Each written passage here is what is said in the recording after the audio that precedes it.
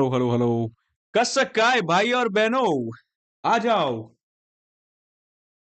Good evening everyone, good evening, good evening.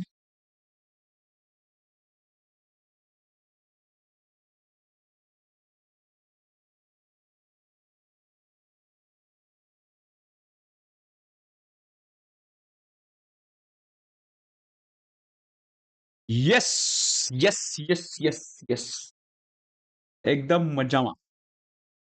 कसं काय मतलब how are you in Marathi. ठीक है, ठीक है, चलो। Ladies and gentleman, let's begin with today's session. एक बार स्टार्ट करने के पहले एक फटाफट लाइक मारो ना। एक भाई के लिए एक लाइक मारो ना, और उसके बाद हम लोग स्टार्ट करेंगे। क्या करेंगे? टाइम ऑफ सप्लाई आज के दिन में आज खत्म करेंगे। ठीक है, टाइम ऑफ सप्लाई के लिए मुझे लगेगा आधा घंटा, आधे घंटे के अंदर अपना टाइम ऑफ सप्लाई पूरा का पूरा खत्म हो जाएगा। और इसमें ना, बताओ क्या, इतना सिंपल चीज है ना, इतना सिंपल चीज है टाइम ऑफ सप्लाई, मजा आएगा तुम लोगों को। मैं एक मेमोरी टेक्निक सिखाऊंगा आज। ठीक है, एक फटाफट लाइक मार दो। जो लाइक करेगा वो पास होगा। चलो। Yes, guys. So this is the third super revision series of third lecture of our super revision series of GST. Direct tax का अपना कंप्लीट हो गया। जीएसटी का थर्ड है सर। पहला कौन सा हुआ? सप्लाई अंडर जीएसटी हुआ सर। दूसरा कौन सा हुआ? चार्ज अंडर जीएसटी हुआ। एंड आज हम लोग करेंगे time of supply. Time of supply एकदम आराम से सामने से देखना, मैं तुम लोगों को आधे घंटे के अंदर पूरा टाइम ऑफ सप्लाई कंप्लीट करूंगा along with the memory technique. ठीक है, अभी देखो टाइम ऑफ सप्लाई होता क्या है, थोड़ा सा हम लोग अच्छे से समझते हैं। टाइम ऑफ सप्लाई बेसिकली क्या है? See, there is one supplier and there is one recipient.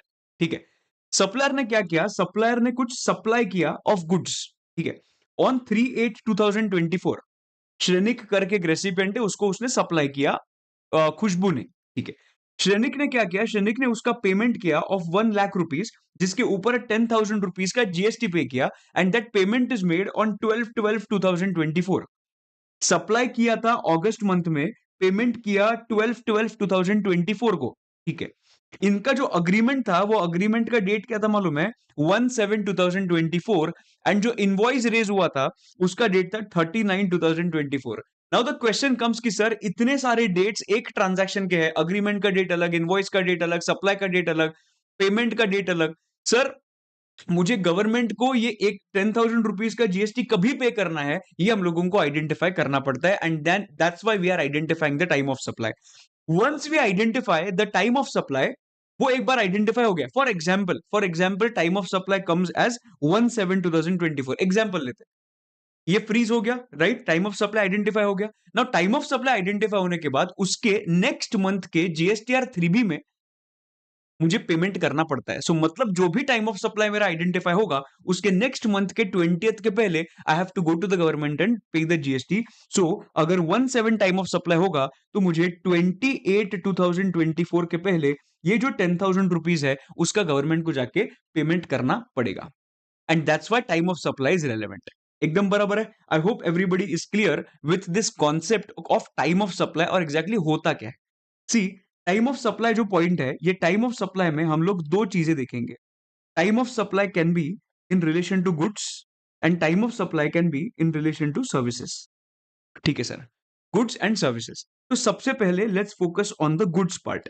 ठीक है, नाउ बराबर ना, अगर तूने गुड्स दिया तो उसका time of supply is different, और अगर तूने सर्विस दिया तो उसका time of supply is different. सब लोग पूरा फोकस करेंगे पूरे चार्ट पे। गुड्स के केस में, that those goods which you are selling, those goods can be taxed under forward charge mechanism, और those goods can be taxed under reverse charge mechanism. ठीक है सर, अगर मैंने कुछ गुड्स बेचे और वो फॉरवर्ड चार्ज मैकेनिज्म के अंदर टैक्स होंगे, then in that case the time of supply will be earlier of date of issue of invoice और last date to issue invoice whichever is earlier. वापस बोलेंगे, date of issue of invoice और last date to issue invoice whichever is earlier. इसके कैसे याद रखेंगे वो मेरे पे छोड़ना, जस्ट इधर फोकस करना। तो सर मुझे ये तो समझा, ओके सर। एफसीएम के केस में दो पॉइंट्स कौन से? Date of issue of invoice and last date to issue invoice. Sir इधर पेमेंट तो इररेलेवेंट है पूरा। कभी मुझे पेमेंट मिलता है, government is least concerned about. Government बोल रहा है भाई इनवॉइस इशू किया या last date to issue invoice, whichever is earlier, खेल खत्म। पेमेंट मिले ना मिले हम लोगों को फर्क नहीं पड़ता है, right? Okay, so date of invoice and last date to issue invoice whichever is earlier, ठीक है sir. Now the question come, sir invoice का डेट तो मिल जाएगा readily, but last date to issue invoice क्या होगा सर? Last date to issue invoice के अंदर हम लोग चार सिचुएशंस देखेंगे, जिधर गुड्स का मूवमेंट इन्वॉल्व है, जिधर गुड्स का मूवमेंट इन्वॉल्व नहीं है, in case of continuous supply, and fourth point is goods sent on approval basis, ठीक है। Where the movement is involve, what is the last date to issue invoice? The last date to issue invoice is going to be removal of the goods. जब भी वो factory से goods remove हुए, that date is going to be last date to issue invoice, ठीक है sir. अगर non movement का बात किया, अगर गुड्स का मूवमेंट नहीं हो रहा है, देन इन दैट केस जो दिन पे डिलीवरी हो रहा है, मतलब डेट ऑफ डिलीवरी जो होगा, that is going to be the time of supply, मतलब sorry, that is going to be the last day to issue invoice, बराबर। और अगर मैं बात करता हूं in case of continuous supply, now continuous supply में क्या होता है? कंटिन्यूअस सप्लाई मतलब तुझे एवरी मंथ एक बिल जनरेट होता है, तो वो जो एवरी मंथ वो गुड्स का बिल जो जनरेट होता है, फॉर एग्जांपल गैस बिल जो तुम लोगों को जनरेट होता है, it is a continuous supply, it is not a single supply, single transaction, it is a continuous supply. then in that case, what is the last date to issue invoice? The last date to issue invoice is going to be date of every successive statement, मतलब जो दिन पे तुम्हारा statement generate होगा, that date. या फिर अगर वो कस्टमर ने मुझे एडवांस में पेमेंट किया होगा, अगर वो कस्टमर ने मुझे एडवांस में पेमेंट किया होगा, that date whichever is earlier. वापस सब लोग इधर देखेंगे और बोलेंगे थोड़ा पेशेंस रखना, तुम लोगों को सब कुछ याद करवाऊंगा मैं। कंटिन्यूस सप्लाई के केस में there are two points, whichever is earlier का जो पॉइंट आएगा, that is going to be last date to issue invoice, बराबर। नाउ कंटिन्यूअस सप्लाई के केस में टू डेट्स कौन से है? Date of every successive statement और the date on which the advance has been received whichever is earlier, ठीक है sir. अभी तक हम लोग ने क्या देखा? अभी तक हम लोग ने, सब लोग इधर देखेंगे, अभी तक हम लोग ने सप्लाई ऑफ गुड्स के केस में एफसीएम देखा। एफसीएम के केस में दो पार्ट्स थे, date of issue of invoice और last date to issue invoice. Last date to issue invoice में चार सिचुएशंस आ सकते हैं जिधर मूवमेंट इन्वॉल्व है। इन दैट केस जब भी फैक्ट्री से रिमूव होंगे goods, that is the last date. अगर नॉन मूवमेंट इन्वॉल्व है तो डेट ऑफ डिलीवरी। अगर कंटिन्यूस सप्लाई इन्वॉल्व है तो every date of successive statement और advance amount received whichever is earlier. And the last point which we need to understand, that is goods sent on approval basis, जो forward charge mechanism के अंदर tax होता है। देखो, forward charge mechanism के अंदर last date to issue invoice के case में अगर वो goods sent on approval basis होगा, तो what is going to be the last date to issue invoice? इसका एक छोटा सा एग्जांपल इधर मैं लेता हूं। एक सप्लायर है तन्मय, वो स्टेइंग इन मुंबई, ठीक है। उसने कुछ रेसिपिएंट को आइडेंटिफाई किया, मतलब उसने एक बायर को आइडेंटिफाई किया जो कोलकाता में बेस्ड है, अजीज करके, ठीक है। नाउ तन्मय ने क्या किया? Tanmay sent certain goods on approval basis और अजीज को बोला, देख तुझे अच्छा लगा तो ले ले, अगर अच्छा नहीं लगा तो तुझे वापस दे दे। Now did I sell the goods? No, I sent the goods on approval basis. Okay sir, goods remove कभी हुए? गुड्स रिमूव हुए ऑन 1/7/2024 को गुड्स रिमूव हुए from the factory. Sir Aziz को गुड्स रिसीव कभी हुए? गुड्स गॉट रिसीव्ड ऑन 7/7/2024, ठीक है। Now what is going to be the last date to issue invoice? एकदम सिंपल बात है, देखो एकदम सिंपल बात है, गवर्नमेंट बहुत सिंपल चीज बोलता है कि जो दिन से गुड्स निकले हैं, मतलब 1/7 से जो दिन से गुड्स निकले हैं, if the recipient has accepted the goods, मतलब if the recipient has said yes to the goods within 6 months from the date of removal, ये removal से अगर within 6 months अजीज ने अगर हाँ बोल दिया गुड्स के लिए, then that day on which he has said yes, that is going to be the last date to issue invoice. Okay sir.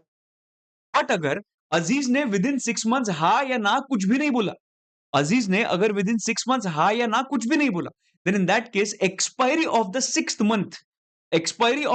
Month is going to be the last day to issue invoice, because government ऐसे बोलता है that 6 महीना is a reasonable period for the recipient to say इधर yes और know for the goods.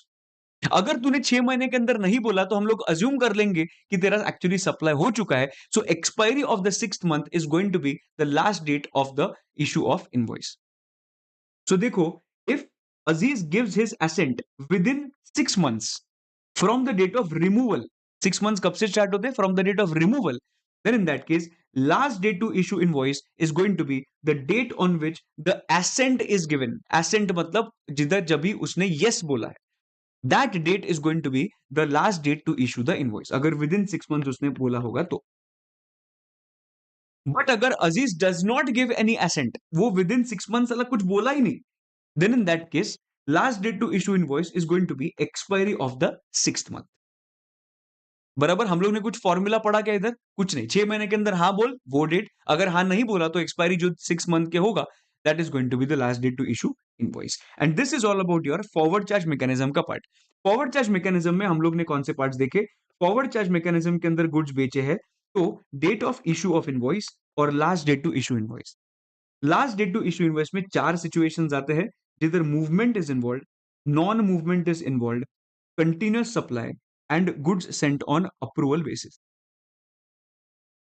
Okay sir, अभी हम लोग पढ़ेंगे सर रिवर्स चार्ज मैकेनिज्म होगा, what is going to be the time of supply. सब लोग इधर देखना, रिवर्स चार्ज मैकेनिज्म होगा, the time of supply is going to be, अभी you are thinking from whose perspective? Everybody will write it in the comment section. You are thinking from whose perspective? Here, who will pay the payment of, who will pay the GST to the government? Supplier or recipient? Who will pay the GST to the government? Supplier or recipient? Of course, recipient will pay the GST to the government. बराबर है, क्योंकि RCM है. So we are thinking from recipient's perspective here. तो recipient को GST कभी पे करना है, उसको टाइम ऑफ सप्लाई आइडेंटिफाई कर रहे हैं, ठीक है। तो रेसिपिएंट का पर्सपेक्टिव से सोचना कि उसको गुड्स कभी मिले, receipt of goods, date of payment and 31st day from the date of issue of invoice whichever is earlier. वापस बोलेंगे, receipt of goods, date of payment और 31st day from the date of issue of invoice. Sir ये सब याद कैसे रहेगा? Sir ये सब याद कैसे रहेगा? तुम लोगों को मैं दो चीज बोलूंगा, वो तुम लोग क्या करोगे मालूम है? ये तुम लोग क्या करोगे? रट्टा मारोगे, ठीक है। सबसे पहले हम लोग क्या करेंगे? सबसे पहले इसका स्ट्रक्चर समझेंगे। तो सब लोग इधर देखना प्लीज, स्ट्रक्चर समझेंगे। इसमें दो पार्ट्स आते हैं, गुड्स के केस में forward charge mechanism and reverse charge mechanism. Forward charge mechanism में कितने पॉइंट्स थे? टक टक, 2 पॉइंट्स थे। रिवर्स चार्ज मैकेनिज्म में कितने थे? टक टक टक, ये 3 पॉइंट्स थे। इतना तुम लोगों को याद रखना है बस, बाकी तेरा भाई संभालेगा, ठीक है। नाउ सर वो क्या मेमोरी टेक्निक है बताओ? मेमोरी टेक्निक ये है, ये सेंटेंस तुम लोगों को याद रखना है। आई like Raju Pandya when he was 31। हम लोग 10 बार बोलेंगे, 10 बार, ठीक है। स्टार्ट करते हैं, सब लोग बोलेंगे, घर वालों को पागल समझने दो, ठीक है। तो फटाफट सब लोग घर में बोलेंगे जोर से, जिधर जिधर भी तुम लोग खड़े हो और बैठे हो, sorry. I like Raju Pandya when he was 31। क्या बोलेंगे? आई like Raju Pandya when he was 31। I like Raju Pandya when he was 31। I like Raju Pandya when he was 31। I like Raju Pandya when he was 31। I like Raju Pandya when he was 31। अरे आई like Raju Pandya when he was 31। अरे आई like Raju Pandya when he was 31। I like Raju Pandya when he was 31। I like Raju Pandya when he was 31 and I like Raju Pandya when he was 31। Sir क्या time pass कर रहे हो ये? देखो इधर, सब लोग इधर देखना। आई लाइक कौन? राजू पंड्या। वो कितने साल का था तभी? 31। अभी देखो, तुम लोगों को ये स्ट्रक्चर याद है गुड्स का? सब लोगों को एकदम परफेक्टली याद है। अभी देखो ये पूरा सेंटेंस इसमें डाल दो, आई like Raju Pandya when he was 31। हो गया भाई आंसर। सर कैसे आंसर हो गया? देखो, I like Raju Pandya when he was 31। I मतलब क्या? आई मतलब date of issue of invoice. L मतलब क्या? Last date to issue invoice. R मतलब क्या? राजू, राजू राजू नहीं भाई, आर मतलब क्या? Receipt of goods. आर मतलब क्या? रिसीट ऑफ गुड्स, ठीक है। पी मतलब क्या? Payment made. एंड 31 मतलब क्या? 31st day from the date of issue of invoice.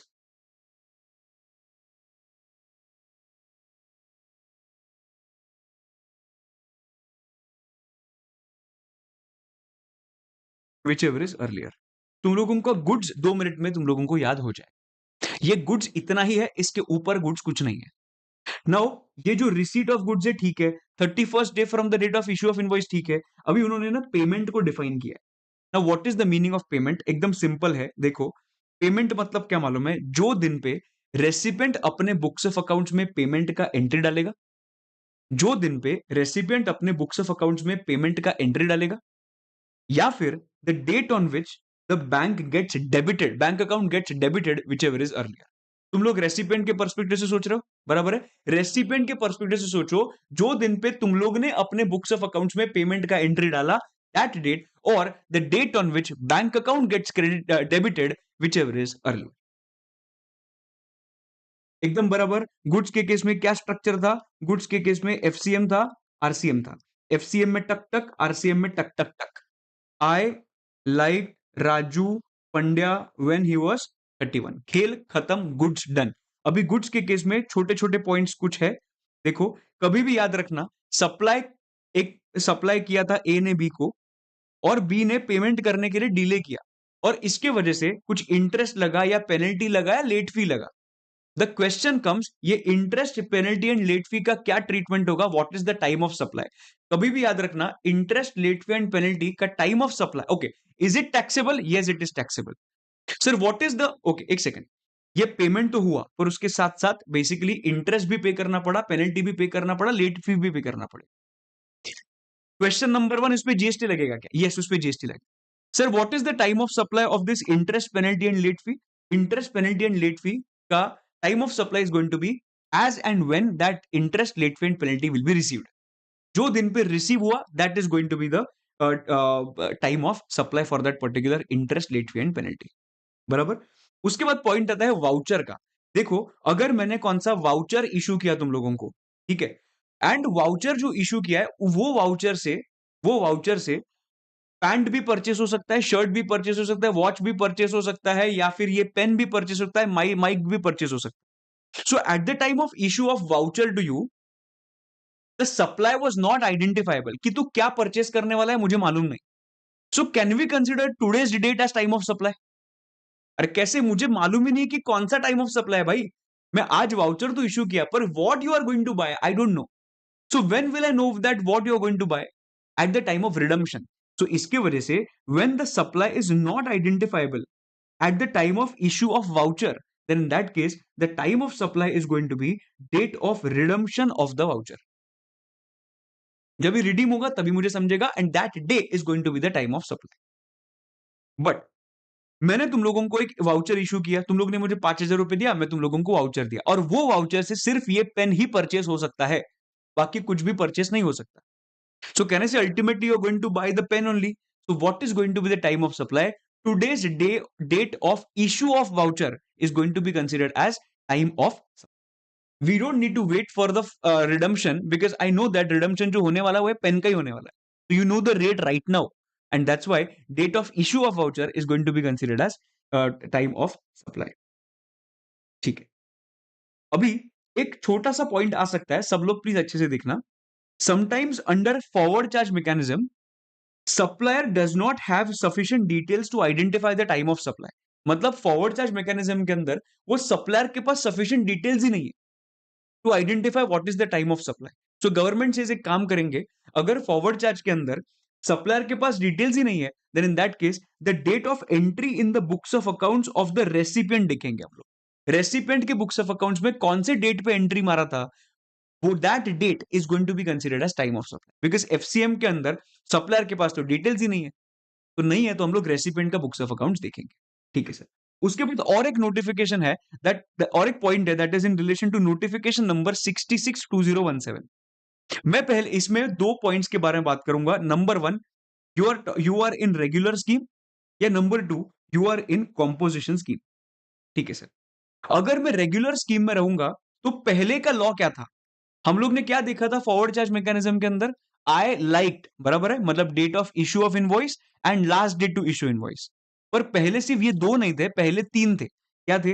Date of issue of invoice, last date to issue invoice and date of payment. Payment पहले matter करता था, but as per notification number 66/2017 उन्होंने date of payment ये point निकाल दिया, और उन्होंने बोला कि भाई तुम लोगों को ये थर्ड पॉइंट देखने का जरूरत नहीं है, एंड ये थर्ड पॉइंट क्यों निकला? बिकॉज नोटिफिकेशन नंबर 662017 ने स्पेसिफिकली बोल दिया कि डेट ऑफ पेमेंट तुम लोगों को भी कंसिडर नहीं करना है, and we are in regular scheme right now. So इसके वजह से हम लोग फॉरवर्ड चार्ज मैकेनिज्म में आई लाइक्ड तक ही हम लोग रुकते हैं। पहले आई लाइक्ड पेमेंट भी था, मतलब आई एल एंड पी, पर अभी पी निकाल दिया, ठीक है। बट ये जो नोटिफिकेशन नंबर 662017 है ना, this is applicable only and only to regular scheme के लोग। बट कोई भी अगर कॉम्पोजिशन डीलर होगा, कॉम्पोजिट डीलर होगा, देन इन दैट केस उनके लिए ये नोटिफिकेशन ही एप्लीकेबल नहीं है। सो उनके लिए ये नोटिफिकेशन ही एप्लीकेबल नहीं है। So can I say that if for a composite dealer, if this notification is not applicable, which means earlier law is only applicable for the composition scheme everybody, बराबर। सो इसके वजह से कॉम्पोजिशन स्कीम के लिए ये notification not applicable है, और इसके वजह से the time of supply is going to be same जो अर्लियर लॉ था, date of issue of invoice, last date to issue invoice and date of payment whichever is. I am trying to go in depth so that you understand everything after watching this one video, ठीक है। Okay, अभी हम लोग आएंगे services के case में, ठीक है। सर्विसेज के केस में कैसे एग्जैक्टली फॉर्मेट चलता है वो हम लोग सबसे पहले देखेंगे। प्लीज इधर सब लोग ध्यान देना, अपना आधा चैप्टर कंप्लीट हो चुका है। सर्विसेज के केस में भी दो पार्ट्स आते हैं। अगर मैंने तुम लोगों को सर्विस दिया, that service can either be forward charge mechanism और that service can be reverse charge mechanism, ठीक है। अगर मैंने जो सर्विस दिया है that is under forward charge mechanism, then in that case देखेंगे whether the invoice is raised within the time limit और no, whether the invoice is raised within the time limit or no. If the answer is yes, if the invoice is raised within the time limit, तो टक टक, बराबर। If the invoice is not raised within the time limit, टक टक। अभी हम लोग structure याद रखेंगे, पूरा स्ट्रक्चर सब लोग इधर ध्यान देंगे, ठीक है। सबसे पहले services can be forward charge mechanism और रिवर्स चार्ज मैकेनिज्म, पूरा याद करवाऊंगा मैं। फॉरवर्ड चार्ज मैकेनिज्म में एक क्वेश्चन पूछेंगे whether the invoice has been raised within the time limit और no. If the answer is yes, if invoice has been raised within the time limit, then tuck tuck is the answer. And if the answer is no, the invoice is not raised within the time limit, then in that case tuck tuck. इतना याद रहेगा। Now we need to understand what is the meaning of this time limit. ये time limit क्या होता है?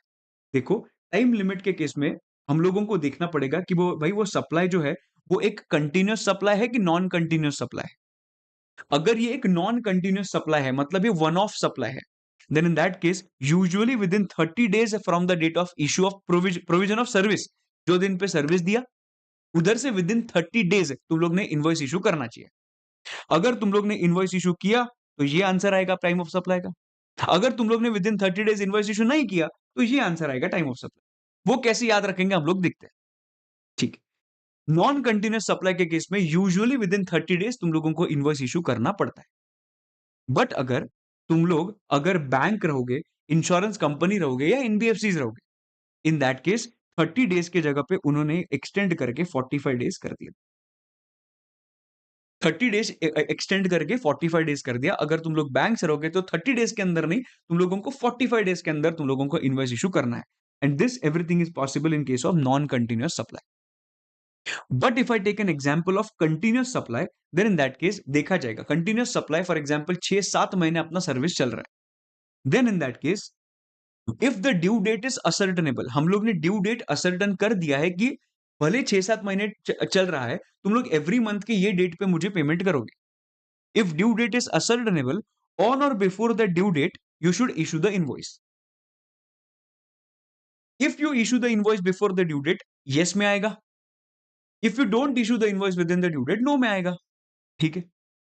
अगर due date is not ascertainable, due date तुम लोग ने क्या किया, असर्टन नहीं किया, पर तुम लोग ने बोला कि भाई देखो कि मैंने तुम लोगों को 6 महीने का टैक्स का कोर्स बेचा, 3 महीना डीटी चलेगा, 3 महीना आईडीटी चलेगा, और मैंने तुम लोगों को बोला है कि ड्यू डेट असर्टेनेबल है भाई, एवरी मंथ के लास्ट डे पे तुम लोगों को 1/5 पेमेंट 1/6 पेमेंट करना है। ये ड्यू डेट असर्टेनेबल हो गया। सो ऑन और बिफोर द ड्यू डेट मैंने इनवॉइस इशू करना चाहिए। बट मैंने सेकंड सिचुएशन लेते हैं, मैंने कुछ भी ड्यू डेट असर्टन नहीं किया, मैंने तुम लोगों को बोला एक काम करो, जैसे डीटी खत्म होगा यू पे 50%, जैसे आईडीटी खत्म होगा you pay rest of 50%। Your due date is based on the completion of events. तो जो दिन पे इवेंट कंप्लीट होने वाला है उसके पहले तुम लोगों को इनवॉइस इशू करना है। अगर इनवॉइस इशू किया तो यस, अगर इनवॉइस इशू नहीं किया तो नो। परफेक्ट। उसके बाद if due date is not ascertainable, भाई ड्यू डेट तो असर्टन ही नहीं कर सकता, ड्यू डेट तो असर्टन ही नहीं कर सकता, तो वो जब भी पेमेंट करेगा उसके पहले तुम लोगों को इनवॉइस इशू करना है ऑन और before the date of payment. एकदम बराबर। तो ये कंटिन्यूस सप्लाई की बात हो गई। तो अगर तुम लोग ने इनवॉइस इशू किया है within the time limit, if the answer is yes तो टक टक, if the answer is no तो टक टक। अगर तुम लोग रिवर्स चार्ज मैकेनिज्म के अंदर हो तो हम लोग दो क्वेश्चंस पूछते हैं, तू कौन है एग्जैक्टली मतलब किसको सर्विस दे रहा है। अगर सर्विस नॉन एसोसिएटेड एंटरप्राइज को दिया जा रहा है, नॉन एसोसिएटेड एंटरप्राइज को या फिर एसोसिएटेड एंटरप्राइज को। Now associated and non associated का क्या फर्क है? फॉर एग्जांपल मेरे ब्रांच ऑफिस को मैं ट्रांसफर कर रहा हूं, कौन सा सर्विस दे रहा हूं, राइट। सो हम लोग आरसीएम का जब भी बात देखते हैं, हम लोग सप्लायर के पर्सपेक्टिव से देखते हैं कि रेसिपिएंट के पर्सपेक्टिव से? हम लोग रेसिपिएंट के पर्सपेक्टिव से देखते हैं। मैंने किससे सर्विस ली है? एक नॉन एसोसिएटेड एंटरप्राइज से सर्विस ली है, मतलब नॉर्मल जो इंडिपेंडेंट सप्लायर है उससे मैंने सर्विस ली है, तो मेरा इधर फॉल हो जाएगा। और तुम्हारा जो भी नॉन एसोसिएटेड एंटरप्राइज है, मतलब जो नॉर्मल आरसीएम के केसेस है ना, वो यूजुअली सब इधर ही फॉल हो जाएंगे। बट अगर मैंने कुछ सर्विस इंपोर्ट की है मेरे ही ब्रांच ऑफिस से आउटसाइड इंडिया से, तो ये मेरा क्या बन गया? एसोसिएटेड एंटरप्राइज बन गया। तो इसमें भी दो पॉइंट्स है, टक टक एंड टक। ओके सर, ठीक है। सर मुझे अभी स्ट्रक्चर तो समझ में आ गया। Forward charge mechanism, reverse charge mechanism. Forward charge mechanism, whether the invoice has been raised within the time limit और नो, यस नो, टक टक टक टक। ठीक। आरसीएम के अंदर होगा तो एक क्वेश्चन कि भाई तूने सर्विस किससे ली है? नॉन एसोसिएटेड एंटरप्राइज से लिया है या एसोसिएटेड एंटरप्राइज से लिया है? ओके, नॉन एसोसिएटेड एंटरप्राइज से लिया है तो टक टक, और एसोसिएटेड एंटरप्राइज से लिया है तो टक टक। सर ये कैसे याद रखेंगे? अभी ये इसके लिए भी मेरे पास एक सेंटेंस है, and that sentence goes like this. आराम से। आई प्रपोज्ड शकी Pandya when Pandya was 61 in Pakistan England match. अभी ये 10 बार बोलने का तुम लोगों को याद रहेगा, जो फर्स्ट टाइम पढ़ रहा है उनके लिए मैं बोल रहा हूं ये। आई प्रपोज शकी Pandya when Pandya was 61 in Pakistan England match. वापस बोलेंगे, आई प्रपोज्ड शकी Pandya when Pandya was 61 in Pakistan England match. I propose शकी Pandya when Pandya was 61 in Pakistan England match. तुम लोग एक भी चीज नहीं इधर उधर कर सकते। आई प्रपोज शकी Pandya when Pandya was 61 in Pakistan England match. I proposed Shaki Pandya when Pandya was 61 in Pakistan England match. I proposed Shaki Pandya when Pandya was 61 in Pakistan England match. I proposed Shaki Pandya when Pandya was 61 in Pakistan England match. I proposed Shaki Pandya when Pandya was 61 in Pakistan England match. I proposed Shaki Pandya when Pandya was 61 in Pakistan England match. I proposed Shaki Pandya when Pandya was 61 in Pakistan England match. I propose शकी Pandya when Pandya was 61 in Pakistan England match. Sir ये क्या है? देखो, ये पूरा structure तुम लोगों को याद है? यस। सो अभी देखेंगे, आई प्रपोज्ड शकी Pandya when Pandya was 61 in Pakistan England match, right. Sir what is the meaning of I? I मतलब date of issue of invoice, P मतलब डेट ऑफ पेमेंट, एस मतलब प्रोविजन ऑफ सर्विस, पी मतलब date of payment. एकदम झकास। Non associated enterprise में P and 61, P is always payment, 61 is 61st day from the date of issue of invoice. ठीक है। P मतलब payment and ई मतलब entry in the books of account, which ever is. तुम्हारा services भी हो गया। Is everybody clear with services? Can you please confirm in the chat? अपने almost खत्म हो गया, मुझे 5 से 7 मिनट लगे और।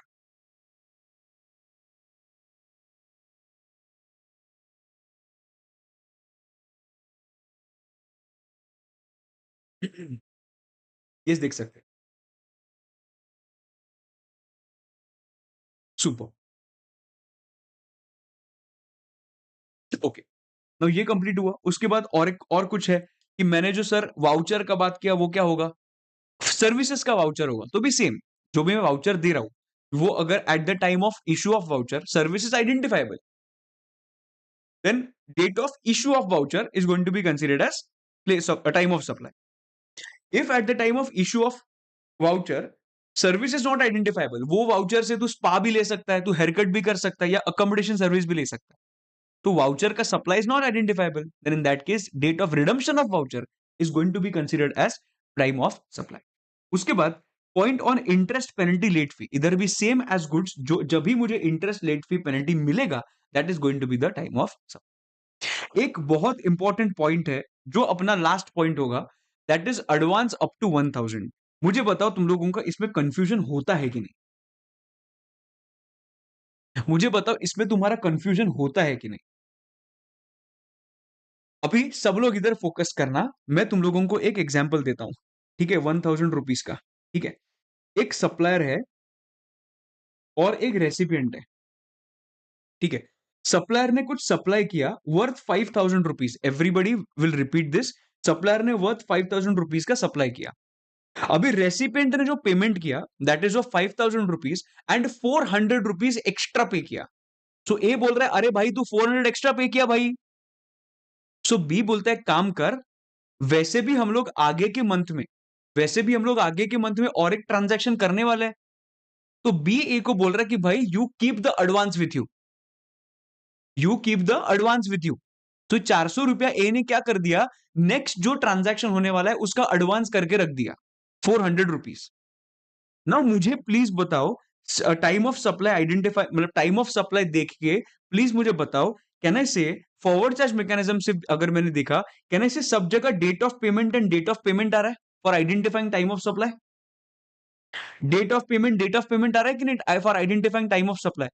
करेक्ट है। सो मुझे 400 रुपए जब भी मिलेगा, don't you think date of payment और डेट ऑफ पेमेंट के हिसाब से 400 रुपए पे कुछ भी हो, मतलब यस हो या नो हो, कुछ भी हो, कैन आई से मुझे जीएसटी देना पड़ेगा बिकॉज डेट ऑफ पेमेंट मतलब एडवांस मिला, इसका मतलब 400 रुपए पे मुझे टाइम ऑफ सप्लाई ट्रिगर हो गया। तो 400 रुपए पे मुझे जीएसटी देना पड़ेगा बिकॉज में 400 रुपए एडवांस में मिला है। अंडरस्टैंडिंग? तो ये मुझे पे करना ही पड़ेगा बिकॉज 400 रुपए मुझे मिला है। तो इधर गवर्नमेंट ने तुझे एक ऑप्शन दिया है, इधर गवर्नमेंट ने तुझे एक ऑप्शन दिया। Option number one, consider the time of supply on the date of actual receipt. मतलब तू एक काम कर, जो दिन पे मिला वही टाइम ऑफ सप्लाई कंसिडर करके नेक्स्ट मंथ के 20th पे उस पे जीएसटी पे कर दे। ये तेरे पास एक ऑप्शन वैसे भी था, बराबर? और ऑप्शन ये है एक्चुअली दिया हुआ, और time of supply at the time of actual sale. मतलब जब भी वो 400 रुपए का क्यों दिया एक्स्ट्रा पैसा, बिकॉज बी बोल रहा है कि नेक्स्ट टाइम जब भी ए बी को सप्लाई करेगा, say for example in the month of July जो सप्लाई करेगा at that point of time बी वो 400 रुपया एडजस्ट कर लेगा। और अभी का कौन सा मंथ चल रहा है? अभी चल रहा है मार्च का month. So option number one, you make a payment of tax of 400 rupees in the month of March जब ये मिला, या फिर you have an option of making a payment of GST on this 400 rupees when your actual sale transaction will take place in future, that is July. सो मार्च में पे कर या जुलाई में पे कर, तुझे जैसे कंफर्टेबल लगता है वैसे पे कर, बट ये ऑप्शन कभी अवेलेबल होता है only and only when the advance is up to 1000 rupees. If the advance is up to 1000 then I have an option to pay either in March or July. But अगर ये advance मुझे 1000 के ऊपर होगा तो मेरे पास ये ऑप्शन अवेलेबल नहीं है, विच मीन्स जब भी पैसा मिलेगा वही टाइम पे मुझे टाइम ऑफ सप्लाई कंसिडर करना पड़ेगा। अंडरस्टैंडिंग? सब लोगों को समझा क्या? तो ये 1000 रुपीज का बेसिकली अपना कॉन्सेप्ट है, बराबर? Okay, now the same concept will be applicable. ये लोगों को कंफ्यूजन होता है, सर हम लोग ने सर्विसेज में तो कंसीडर किया, हम लोग ने गुड्स में कंसीडर क्यों नहीं किया? ये पॉइंट हम लोग ने ये पॉइंट गुड्स में कंसीडर क्यों नहीं किया? हाँ, गुड्स में भी ये 1000 रुपीज का पॉइंट लिखा है। अभी सब लोग प्लीज अच्छे से देखना, प्लीज अच्छे से देखना, थोड़ा टेक्निकल पॉइंट है ये।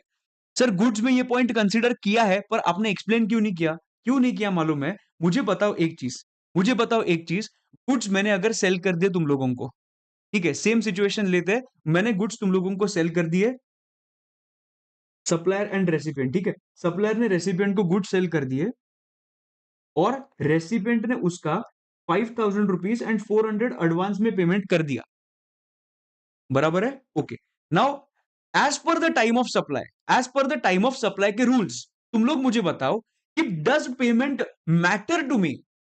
मुझे पेमेंट का कुछ भी फर्क पड़ता है क्या to pay the GST to the government? कभी पेमेंट हुआ?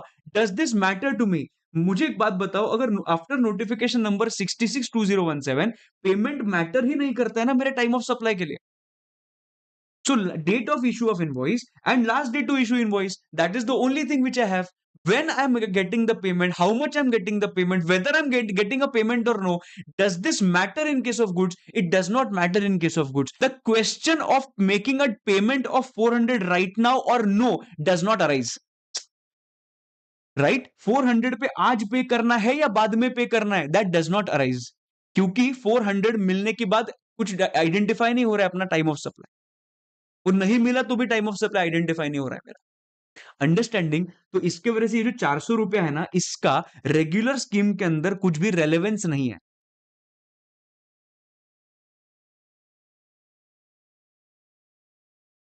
एक मिनट, अब I guess there is some lag, एक मिनट।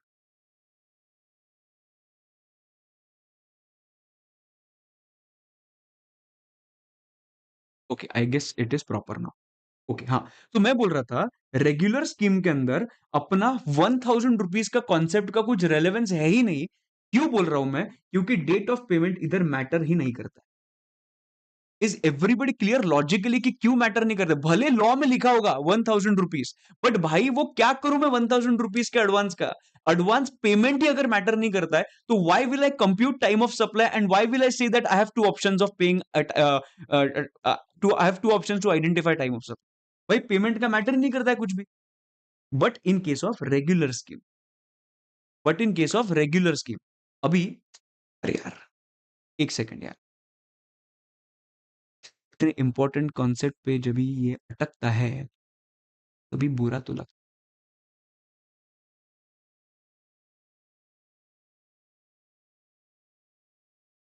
Very sorry.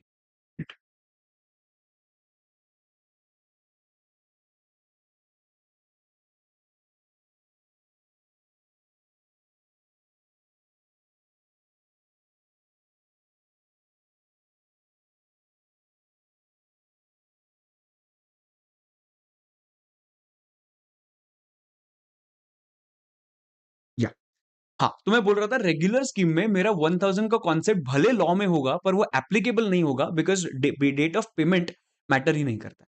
बट अगर मैंने यही चीज कॉम्पोजिशन स्कीम में की तो ये इधर मैटर करेगा, ये 400 रुपीज का चीज इधर मैटर करेगा, बिकॉज इधर डेट ऑफ पेमेंट मैटर करता है। सो अगर मुझे, मैं कॉम्पोजिशन स्कीम में हूं तो उस पर जीएसटी तो एज सच कलेक्ट होगा ही नहीं, जीएसटी तो कलेक्ट एज सच होगा ही नहीं, पर कॉम्पोजिशन स्कीम को टाइम ऑफ सप्लाई तो आइडेंटिफाई करना पड़ेगा ना। तो टाइम ऑफ सप्लाई आइडेंटिफाई करने के लिए 1,000 का कॉन्सेप्ट लग सकता है, बट तुम लोगों को इतना डिटेल में नहीं जानना है। माई ओनली पॉइंट इज 1,000 का कॉन्सेप्ट इतना याद रखो, सिर्फ 1,000 का concept is applicable only in case of service, in case of goods it is not applicable. ये तुम लोग दिमाग में रखना और आगे बढ़ना, ये तुम लोग दिमाग में रखना और आगे बढ़ना। और 1,000 का पॉइंट इधर तुम लोगों को मैंने समझा दिया कि अप टू 1,000 रुपीज अगर तुम लोगों को एडवांस मिला है तो you make the payment of, you consider the time of supply when you have actually received that advance up to 1,000, और that will be the time of supply. और जब भी तुम्हारा फ्यूचर ट्रांजैक्शन होगा, that date you consider which one do you want to consider as time of. Is everybody clear? मैंने ना बहुत detail में एक एक चीज तुम्हारे सामने रखी है in time of supply. I hope that time of supply का इंटायर चैप्टर जो हम लोग ने डिस्कस किया, everything is crystal clear for you. I don't want you to lose a single mark in time of supply, so please अच्छे से ये time of supply करके जाना। और जैसे मैंने बताया, आई like Raju Pandya when he was 31, और दूसरा सर्विसेज के केस में क्या देखा था, आई प्रपोज्ड शकी Pandya when Pandya was 61 in Pakistan England match. Is everybody clear? I am glad that everything is clear for you. Okay, अगर तुम लोगों को अच्छा लगा होगा तो प्लीज एक बार कमेंट करके बताना तुम लोगों को कैसा लगा, जेन्युइनली दिल से, जितना भी तुम लोग अच्छे से लिख सकते हो उतना अच्छे से लिखना। एंड हम लोग अभी कल मिलेंगे रिटर्न्स अंडर जीएसटी के लिए। ठीक है, आज के लिए इतना ही। Thank you so much everybody, और प्लीज एक बार कमेंट करके लिखना, एंड एक बार फटाफट एक छोटा सा लाइक भी करना। चलो आज के लिए इतना ही। Thank you so much guys, I will see you tomorrow, and have a very good night. I will see you tomorrow for returns under GST at 9:30 PM। कल हम लोग 9:30 मिलेंगे, and let's finish returns under GST tomorrow. ठीक है, चलो आज के लिए इतना ही। Thank you so much guys, bye bye, good night, take care.